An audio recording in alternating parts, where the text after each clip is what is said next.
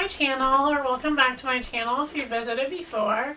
My name is Erin, and today I'm going to be doing a book review of The Things We Do for Love by Kristin Hannah. So I've only done one other book review before, and it was for another Kristin Hannah book called The Great Alone, and I loved that book, and it's just really sent me down a rabbit hole of reading Kristin Hannah books.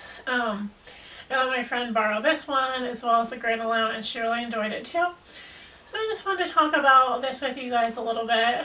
I know I totally suck at doing book reviews. I'm really new at it and I don't do them a lot. So one of the things I want to do on my channel is start to do them more.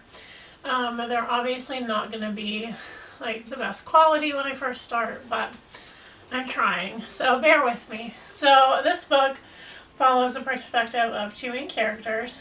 The first main character, her name is Angie Malone Desaria, and the second, her name is Lauren Rebidio. Alright, there's like something fluttering outside my window, and I keep thinking it's a bee, even though it's the dead middle of winter, and I know it's not a bee, but I'm a freaking weenie when it comes to bees. Even if they're outside, I don't like them, which obviously they're always outside, but you know what I mean.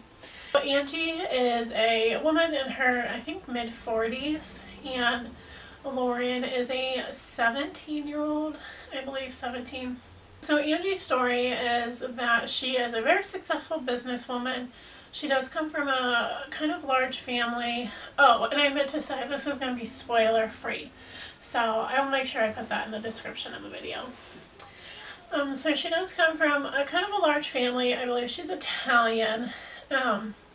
So she has been trying, she's really a goal setter. So one of the things that she wants to do in life is she really wants to be a mother. She really wants to have a child. So her and her husband have been trying to have a child. They have tried, you know, the way that we all try.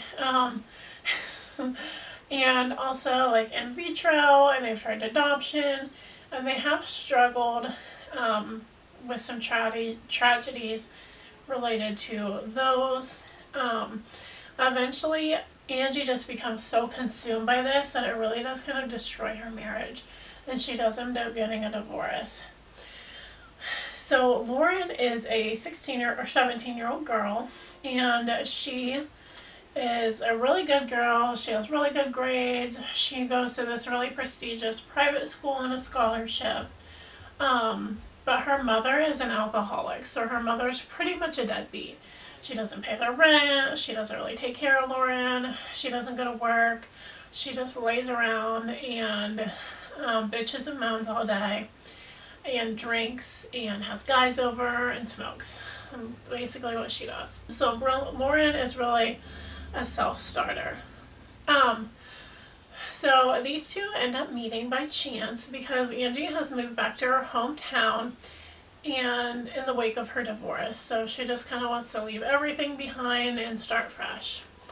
They end up meeting when Angie is running some errands, and then Angie ends up taking over ownership, or not ownership, but management of her family's Italian restaurant. I believe it's called Desaria's. She has two sisters, Livy and, oh my gosh, what's her other sister's name? Luke. That's okay.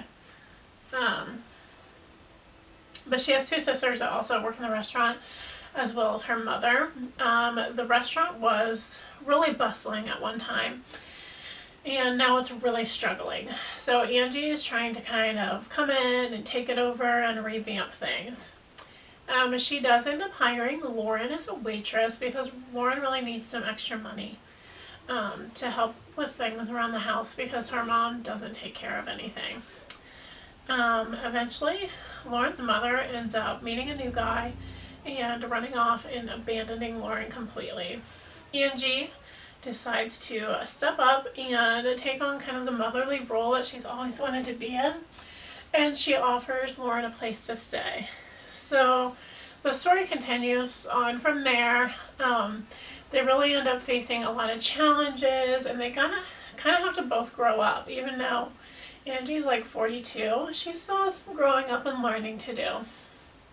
And they face these challenges together, kind of as a little family. This book is set in an oceanfront town in Washington, and just like with The Great Alone, this book, the atmosphere in it is just, oh my gosh, her writing just sucks you in. I love it so much. So when I was sitting here reading it, I felt like I could smell the salt water. I felt like I could hear the waves crashing.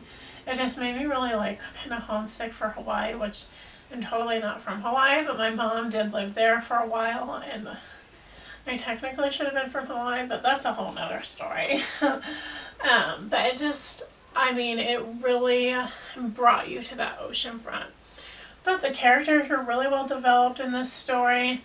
The story itself wasn't as developed as like The Great Alone or The Nightingale, but I did end up giving this, originally in my wrap-up, I believe I gave it a 3 out of 5 stars. I ended up bumping it up to a 4 out of 5 stars because it was one of those books that I put down and I just kept thinking about.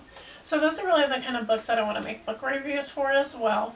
I'm going to try to make reviews for some of the lesser popular books, just because like if you Google or search a book review for like Crooked Kingdom or oh heck, you know, City of Bones on YouTube, you're going to find so much. So I really want to be kind of unique in my book reviews.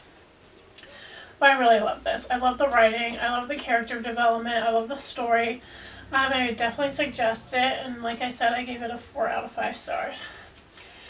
So I know this is a little lesser known book, but if you have read this book and you have any thoughts or if you have any questions, definitely let me know down in the comments down below. I'd love to hear your thoughts. I would definitely recommend this, like I said. If you have any books that you know that I've read and you want me to do a review for, definitely let me know in the comments. If you have any suggestions of how I could better my reviews, definitely let me know in the comments. Anything that you want to say in the comments, definitely let me know. So that will be it for this video. Thank you guys so much for watching.